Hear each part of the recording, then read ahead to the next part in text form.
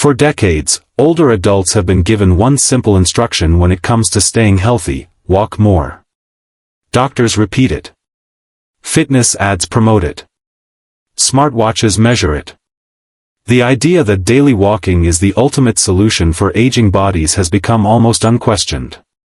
But what if that advice is incomplete, and in some cases, dangerously misleading? Walking is excellent for your heart and lungs. No one disputes that. But aging isn't just about cardiovascular fitness.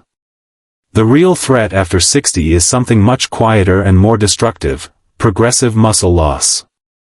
This condition begins earlier than most people realize and accelerates rapidly with age. By the time many people reach their 70s, they've lost a large portion of the muscle needed for basic movements like standing, climbing stairs, or catching themselves during a fall. Here's the problem: walking does not meaningfully challenge muscles. It's repetitive, low resistance, and spread across many muscle groups at once. That means no single muscle receives enough stimulus to grow stronger. Recent research has turned this belief upside down. Studies following adults over 60 found that those who performed simple seated resistance movements improved functional strength far more than those who relied on walking alone. Not slightly more, dramatically more. These improvements weren't cosmetic. They translated into better balance, easier standing, safer movement, and greater independence. Meanwhile, the walking-only group continued to lose muscle mass despite being active. This explains a confusing reality many seniors experience: they walk every day, yet still feel weaker each year. The issue isn't effort. It's the wrong type of effort. Muscle responds to resistance, not repetition. And after 60, the body needs targeted signals telling it, this strength is still required. The good news? You don't need gyms, heavy weights, or floor exercises. Orthopedic specialists now recommend a short list of chair-based movements that directly combat muscle loss while being safe for joints. In the next part, we'll begin with the most underestimated muscle group of all, and why ignoring it quietly increases swelling, fatigue, and fall risk. Backhand index pointing right Part 2 reveals the exercise most seniors skip, and why doctors consider that a serious mistake. Let's start with the exercise almost no one takes seriously, yet doctors quietly consider essential for aging legs. Your calf muscles are far more important than most people realize. They act as a powerful pumping system that helps push blood from your lower legs back toward your heart. When these muscles weaken, circulation slows. Blood pools. Ankles swell. Legs feel heavy. Balance suffers. This is why many older adults experience persistent leg fatigue even without walking long distances.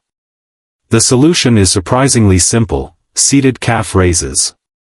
This movement isolates the calves in a way walking never can. When you sit and lift your heels, those muscles must work alone, no help from hips, thighs, or momentum. That focused effort is exactly what restores strength. To perform it correctly, sit in a sturdy chair with your feet flat on the floor. Slowly lift your heels as high as possible while keeping your toes planted. Hold for 2 seconds, then lower your heels back down slowly. That slow lowering phase is where most of the strengthening happens. Start with 15 repetitions. Over time, work toward 3 sets of 20 to 25 reps. When it becomes easy, add resistance by placing a book or light weight on your thighs. Doctors favor this exercise because it places zero stress on the knees and hips, making it safe even for people with joint pain or replacements. Many patients notice reduced swelling and improved leg comfort within weeks. Strong calves also improve ankle stability, a key factor in preventing trips and slips. This may seem like a small movement, but it supports circulation, balance, and endurance in ways walking simply cannot. And we're just getting started.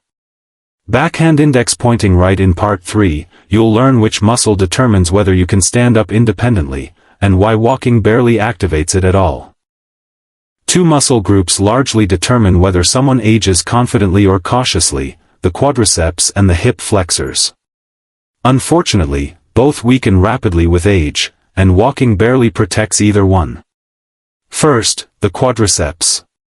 These large muscles on the front of your thighs are responsible for standing up, climbing stairs, and rising from a toilet or car seat. When they weaken, daily life becomes exhausting. Seated knee extensions directly target them. Sit tall in a chair, straighten one leg until it's fully extended, and squeeze your thigh for 3 seconds. Slowly lower it back down over 4 seconds. Switch legs. Perform 12 reps per side for 3 sets. The slow movement and intentional squeeze are crucial. This tells your brain and muscles to fully engage, something walking never demands. Next, the hip flexors. These muscles lift your legs when you walk. When they weaken, your steps become shorter and lower, increasing the risk of tripping. Seated hip marches fix this. Sit toward the front of your chair with good posture. Lift one knee toward your chest, hold briefly, then lower slowly. Alternate legs for 20 total repetitions. Move slowly, no swinging. This exercise retrains your walking pattern, improves balance, and strengthens your core at the same time. Together, knee extensions and hip marches restore the ability to rise, step, and stabilize, 3 pillars of independent movement. Backhand index pointing right in Part 4 will shift upward to posture, breathing, and the exercise that prevents the aging hunch. One of the most visible signs of aging isn't wrinkles, it's posture. As back muscles weaken, shoulders roll forward, the head juts out, and the upper spine curves. This posture compresses the lungs, strains the neck, and shifts balance forward, increasing fall risk. Walking does nothing to stop this. Pulling does. That's why seated resistance band rows are so powerful. Sit upright with your feet flat on the floor. Loop a resistance band around your feet and hold the ends. Pull your elbows backward while squeezing your shoulder blades together. Hold for 2 seconds, then slowly return to the starting position. Perform 15 repetitions for 3 sets.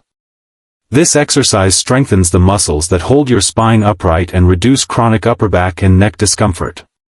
Strong back muscles act like support cables, keeping your body aligned against gravity. Many seniors report better posture, easier breathing, and less pain within weeks. But even this isn't the most important movement. Backhand index pointing right in Part 5, you'll discover the single exercise doctors use as a predictor of longevity, and why it changes everything.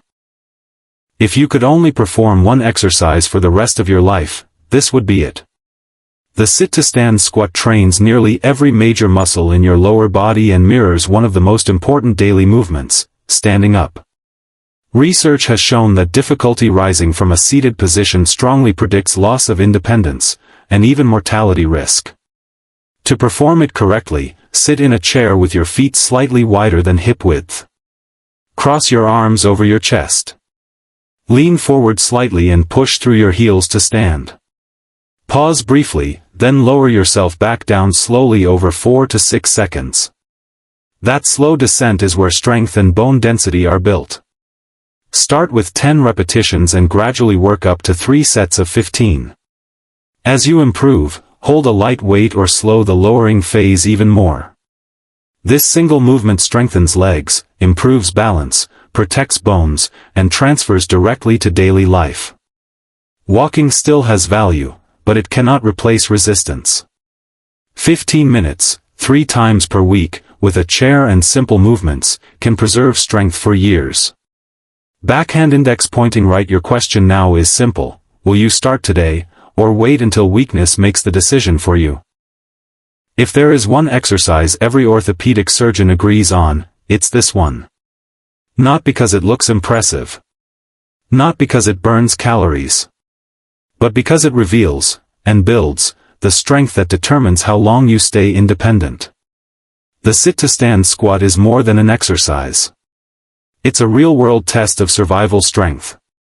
Researchers have found that your ability to rise from a seated position without assistance is strongly linked to long-term health outcomes. People who struggle with this movement are far more likely to lose independence, suffer serious falls, and experience rapid physical decline. Why is this movement so powerful? Because it activates nearly every major muscle that keeps you mobile. Your quadriceps straighten your knees. Your glutes drive your hips forward. Your calves stabilize your ankles. Your core keeps you balanced. Your back keeps your spine aligned. No walking routine activates all of these systems at once. Even more important, this exercise perfectly mimics daily life. Getting out of bed. Standing from a chair. Rising from a toilet. Exiting a car. Every one of these actions is a sit to stand. When you train this movement, you're not building gym strength. You're building life strength. Here's how to do it correctly. Sit in a sturdy chair with your feet slightly wider than hip width apart. Keep your feet flat and planted. Cross your arms over your chest so you can't push with your hands. Lean forward slightly so your weight shifts over your feet. Now press through your heels and stand up fully, locking your hips and knees at the top. Pause for 1 second. Then lower yourself back down slowly, taking 4 to 6 seconds. Gently touch the chair, but don't relax completely. Go straight into the next repetition. That slow lowering phase is critical. It's where muscle and bone receive the strongest strengthening signal. Rushing or dropping into the chair cuts the benefits in half. Start with 10 repetitions. Build up to 3 sets of 15. When that becomes manageable, hold a light weight close to your chest or slow the descent even further. Perform this exercise every other day to allow recovery. Within weeks, you'll notice real changes. Standing feels easier. Stairs feel safer. Low chairs stop being intimidating.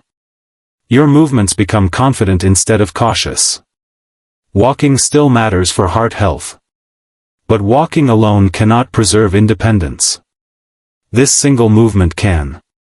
Backhand index pointing right. In the next video, I'll show you how to combine all 5 chair exercises into a 15-minute weekly routine that surgeons actually recommend. Don't miss it.